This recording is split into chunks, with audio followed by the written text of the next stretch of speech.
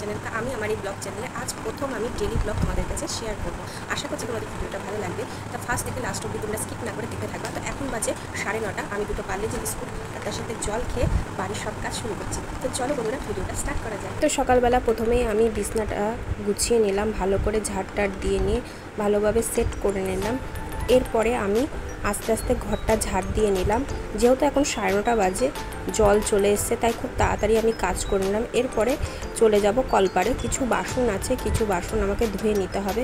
তাই একে একে আমি সব বাসন ধুয়ে নিচ্ছি ফটাফট।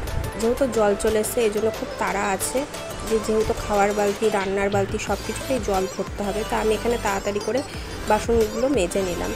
তো বন্ধুরা ভিডিওটা যদি ভালো লাগে অবশ্যই তোমাদের সুন্দর হাতে লাইক করবা, শেয়ার করবা, চ্যানেলটা সাবস্ক্রাইব করে পাশে থাকা বেল বাটনটা প্রেস করে অল নোটিফিকেশন অন করে দেওয়া, যাতে আমার এরকম ইন্টারেস্টিং ভিডিও তোমরা মিস না করো।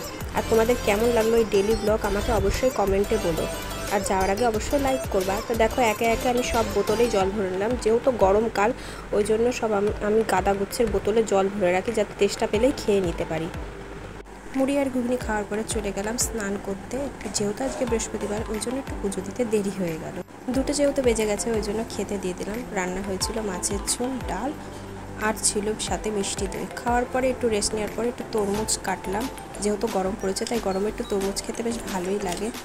তা দেখো এরপরে বিকালবেলা যেই 5টা বাজে, তারপরে দেখছি পর হঠাৎ করে হাজির করলো মিরিন্ডা নিয়ে। একটু ঠান্ডা না খেলে হয় না, তাই না বলো?